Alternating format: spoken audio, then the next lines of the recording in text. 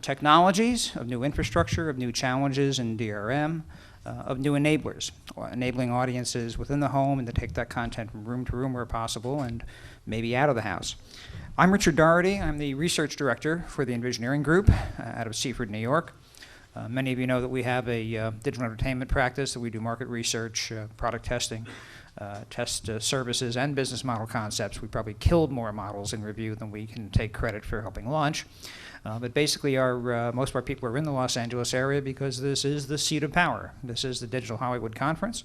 This is where the artists and the entertainment owners and temporary rights owners, distributors all get to see what's really a new opportunity and what's really a distraction from the existing entrenched models that are paying their rent and paying for their Lexuses.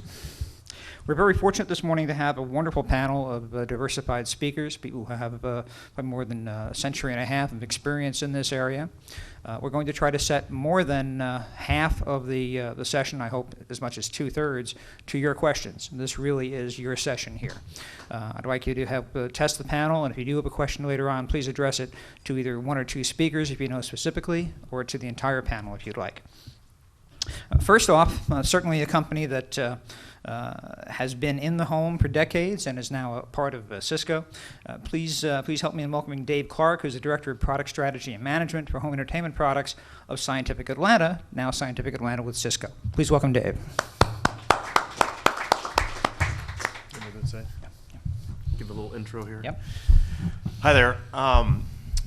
Just to give you a little bit of background on me, I came to Scientific Atlanta a few years ago from the consumer electronics side of the business. I used to be a camcorder product manager and a digital camera product manager, and then a TV product manager. So I had responsibility for about 3.5 million TVs a year.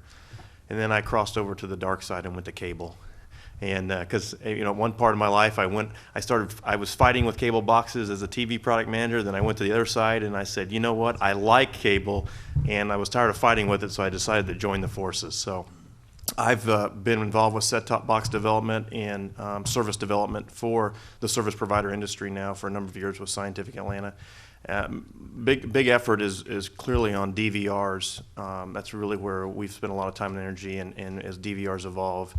We're putting DVD recorders into the DVR boxes as well, and just really coming forward with a platform that allows the service providers to leverage not only their assets, but the services they want to provide to their customers.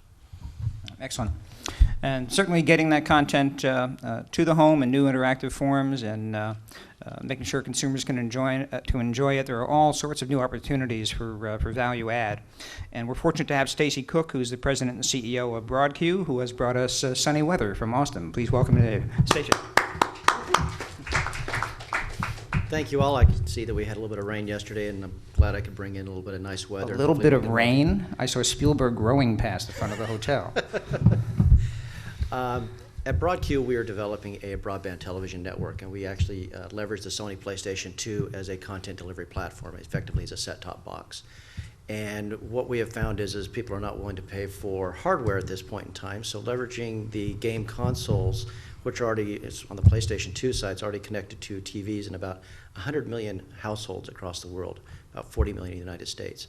So being able to leverage a device that's already installed gives us a very large advantage in able to build out a network to be able to give consumers access to a whole host of unlimited content on the broadband side. Stacy's being a little bit modest. There's a tremendous inertia to the devices that are attached to the main TVs and other TVs in the household. If the first device in there is a PlayStation 2 with S-video output, and that TV of that generation had one S-video input, guess what stays there? Guess what becomes a DVD player? New battles right now for HD output, whether it's the Xbox 360 or media extenders or the forthcoming Sony PS3. So it's very, very important to recognize that if a cable box gets there first and has those component video inputs, it tends to reside. And certainly Broadcue, in backing a 100 million universe of PlayStation 2s, has enabled multimedia and video content to reach those TVs in ways that even Sony wasn't prepared to address. Certainly a company that has been in the news and in the background and increasingly inside of your products in the home and outside the home is Intel Corp. And I've known Bill Lazinski for many years now, and he's the general manager of the Network Media Platform Group at Intel. Please welcome Bill. Thanks, Rick. Hopefully the news that we'll be in will be better news later this year than it's been. As Rick mentioned, I run our Network Media Platforms Group. It's actually a new team. We are very focused on providing silicon and software stack solutions for the set-top box, DMR, advanced CPE, whole home PVR, home media server, choose your words. I think a lot of people have different category names for it, but really creating those products that service providers can put services on top of and really enable these advanced digital home usages that we've been talking about for years and years, the idea of moving content around the home, right? Obviously, linking into Intel's VIVE program is part of that. In fact, previous to this role, I ran the VIVE program for about 3 years. And before VIVE, was there another working name besides? There was, but we don't share it. Oh, okay. So it had a code name, of course, right? And it's now erased from several hundred, maybe even 1,000 hard disk drives. Certainly, getting that content to the home also requires other value add. And Steve Francis is the CEO of Abitrex, and he joins us from San Jose today. Please welcome Steve. Thanks and good morning. Abitrex is a software company that's working in this space on the embedded side. So our natural customers are both the semiconductor vendors, where we work to build reference designs with them to make it easier and faster to take their products to market, and with consumer electronics companies themselves that embed kind of our core technology modules as the basis of their products when they look to extend and add value in creating dynamic new things. Abitrex provides 3 basic kind of core technology stacks. One is ATSC digital television, so everything you need to build a digital television on one of the many different DTV chip platforms. Second is a media player, photos, music, video, both commercial protected content as well as personal content. And third is a PVR stack for doing advanced television recording and playback. Great, excellent, thank you. Now, certainly, getting that content in the home, there is no larger, no more integral, no more key deliverer and integrator of content to tens of millions of American homes in Comcast. Mitch Weintraub is the Senior Director of New Media for the Comcast Media Center out of Littleton, Colorado. And as you know, years ago, when that was AT&T and before that TCI, the head end in the sky was the fountainhead, if you will, of dozens and dozens of streams of channels that we take for granted today on most cable households. And as we move to new media and new challenges of getting the content around the home, I know of no one better to address that than Mitch. Please welcome him. Good morning. Yeah, I'm Mitch Weintraub, and I run the new media group within the Comcast Media Center. And we really come to this from a couple different perspectives. One is really as a content aggregator distributor. We right now run out of the Media Center about 65 national cable channels. We run about more than half of the VOD that goes out to all of our cable head ends around the country, so we put those files together, get them to the cable head ends that eventually get to households. We do downloadable media, we do streaming media, we are now getting into media to the cell phones. So we spend a lot of time on all these different kinds of content and how we get them out. And I think an also unique perspective on this is that as we contemplate putting a digital asset management system, as it were, into a customer's home, we happen to run a very large digital asset management system at the CMC, storing terabytes and terabytes of video data.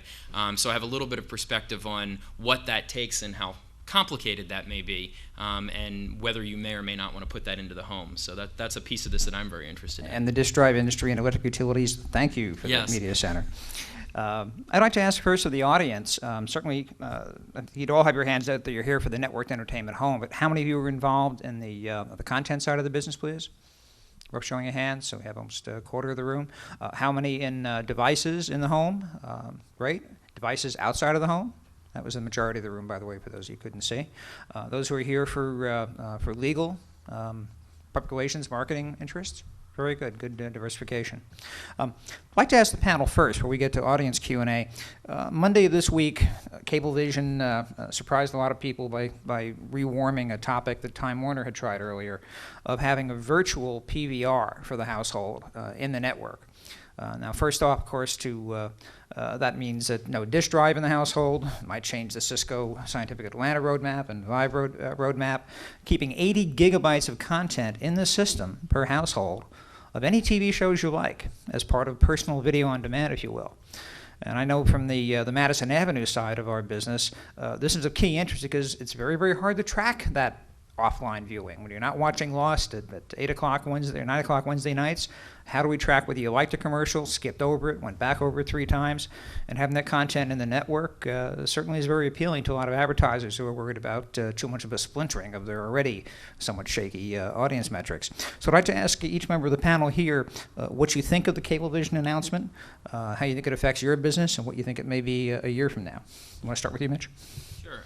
I think it's really interesting. I'm glad they're going ahead with it. Just like we believe that there really is a need and a use for both VOD and DVRs, I think there's also a need for a DVR that has storage in the home and a DVR that has storage remotely. I'm a big believer in that the best service that we can provide, whether we're a cable company or some other provider to a consumer, the best service we can provide is managing that content for the consumer. And this is just one more way to let cable or anybody else manage the content, let the consumer get to what they want without having to be a DBA in your house. If you've got to run your own database and your own transcoding and all of that, it's just not going to make sense for most consumers going forward. So I think it's really interesting, and I'm glad to see them do it. Be interesting to let some arrows get shot at somebody else and see what happens after that. And Steve, we'll go in order. Yeah, so we too see it as a very kind of interesting experiment, and we'll be watching carefully to see how it's accepted by users. Both, certainly it seems like there's natural efficiency advantages storing a show once at a head end versus many times in an end user's household, and the system management and system maintenance issues in the home are different. I guess one of the questions we ask is about flexibility of how users use that content, whereas with a box and a system in their home that might be connected to their home network, there's the ability to share and migrate that content where they want it in the home, whereas we may or may not see those capabilities here. Also, in some head-end based systems that we've worked with in the past, there's been issues of interface responsiveness and in really creating an excellent end-user experience in kind of instantaneous response, which is something we very much focus on in our own work. So, great. Okay. And Bill? Sure. So we probably have a slight bias that we'd like to sell additional silicon into the home. But I think there's been other experiments like this as well, right? UT Starcom with China Telecom in China is looking at something similar where they store a week of shows actually versus, some 80 gig or set fixed thing. I think it's interesting for some of the broadcast stuff, but we generally believe that consumers are going to want their content easily and have access to it. And I think the consumer response time, if it lags or if all of the neighborhood picks a show and the whole network slows down, consumers are going to get frustrated and not want that, right? They're going to expect an immediate response. So we actually see a lot of boxes actually being in the home so that they can hit multiple platforms, be it a portable media player or a music player or whatever, right? Because they're going to want to mix and mingle content that they've recorded, have access to the VOD content in their home, but also have access to their vacation photos and really not worry where that is. And if it's all in one box, I think they can kind of mentally get their heads around that. So safely aggregate that it's there and redistribute it as allowed. Absolutely. Okay. Great. And Stacy? One of the projects we're involved with in Europe is actually considering something similar to that, and they're also integrating it all the way across multiple platforms, to the point where the EPGA shows up on their cell phone, and you can actually click on the cell phone and say, I want to record this TV show because I'm not going to make it home in time. And it automatically bookmarks, and that individual has gone ahead and recorded that show. Also to the point of being able to deliver that same content to the either to the TV or to the mobile device or any other device within the home. So it actually has some great potential for solving a lot of the consumer's problems. They didn't get home in time to set the recorder. They didn't be able to do these different things. Anything that provides that level of convenience to the consumer is definitely a good thing, and also has that revenue potential in differentiating yourself from your competitors. Very good. And Dave, you not only have set tops, of course, many with PVRs. I have one through Cablevision, but you also have an incredible network infrastructure business that could benefit. So, Yeah, absolutely. I think from our point of view, we're very interested to see what when they do the testing, what the results are going to be, and what the hands-on experience is going to be. Clearly, I think when you have a network, it provides you a lot of flexibility and functionality. I think this is just one of many things coming down the road that we're going to see with the power of a network. We start with VOD, but there's a lot of other opportunities there. Clearly, from Scientific Lanza's point of view, we believe that there will still be DVRs, but there may be some switches in demographics or certain areas where maybe non-DVRs with this type of solution would work as well. But from our point of view, we will produce the set tops and help produce the set tops that will allow that type of a network DVR, so to speak. So we're very interested in it moving forward, but we hope to be able to see more things like this in the future as the network migrates, and I think the network's going to be a key part of it. excellent. I'd like to throw it open to questions from the audience, and we have one right here. Go ahead. How do you see this scenario unfolding as high definition becomes mainstream in 2-3 years? Let's say everything is high definition. The amount of storage, the amount of bandwidth to get that program. And then secondly, I thought the whole idea behind DVR was personalization. Even within my home, 3 family members would want to have their own little thing. I mean, if it is centralized, then who controls, whose shows remain there and whose don't remain there, and does my son know what I'm watching or what I'm watching? He knows those kinds of Okay, so let me repeat this for the recording. So there are 2 questions. I think one is short, one is a little more complicated set of answers. The first is, how does high definition affect all this? And the second is, when you have a PVR function within the home, within the network, who controls this? How might this roll out? So who'd like to start? Go ahead, Mitch. I'll start on the HD subject. I mean, I think it's something that we've been looking at and working with, obviously, quite a while, trying to roll out more HD. We roll out HD VOD at this point, which happened in a little bit of a bad timing, I think. Right after we rolled out VOD platforms, HD became big, and then all of a sudden we had a lot more bits to push down the pipe. So that's something we're managing right now. But it's absolutely part of the future. It has to be. If you look at what our company is doing, we're rolling out HD DVRs. In fact, even for consumers that don't have HD right now, they're getting an HD DVR in most cases. So that means we're really preparing for that. We're allowing consumers to store that. But it does become a challenge. It means that the VOD bandwidth to the home grows. It means that the storage has to be a little bit bigger, both in the home and in the cable head end. So it's a challenge to manage, but it's working. It's really neat. I've watched a couple of movies in my house on demand in HD, and it's a pretty neat experience to be able to do that. Excellent. And Bill? Sure. I think one of the keys is that there's no kind of end state, right? The world is not going to all migrate to network PVRs, and it's not all going to be in the home. It's probably going to be some mixed, heterogeneous network versus homogeneous. So that's one thing, and I think you kind of have to think through that, right? I think the point of, you build a variety of set-top boxes, we see the same thing, right? PC analogy, some homes will have PCs in the living room, some will have a set-top box. There's kind of no end state. So I think managing all that will be a big challenge. One of the things that we're also looking at is as HD becomes more prevalent and you're trying to optimize the bandwidth that you have through your network, we see a lot of service providers, particularly in Europe, moving towards DVB-T, where they'll have a mixed mode box, where they'll get the on-air channels, because that's relatively inexpensive. In fact, it's all free to air with most of what the governments are doing. But then they'll use their bandwidth that they have for more precious VOD things or other value-added services that they can put on that, and really depend on more than one network versus trying to shove everything through one pipe. But Bill, may I ask, where is Vibe right now in HD support? We've seen a lot of confusion over that, even despite the IDF conference a few weeks ago. Okay, so for Vive specifically, a Vive PC can play back HD content. Obviously, how the content gets into the PC is really kind of the stickier part of the discussion. So the playback capability is there, and as those pipes open up to bring the content into the PC, you should be able to play it back, no problem. Thanks. Dave? That's where we came out with multi-room DVR, and it's nice to be able to archive it to a VCR, but they really want to archive it to a DVD. They really want to be able to take it with them and watch it in the van and do whatever else. So those are clearly the big things. And now taking that's with standard definition content. Clearly the path for that is going to be then for high definition content as well. Sorry. One note before we get into, Dave selling you 11 different set-top boxes for your house, which I'm sure is really good for some circles. We have to remember that something like 60% of the consumers in this country that have bought HD televisions do not have any HD service to their television today.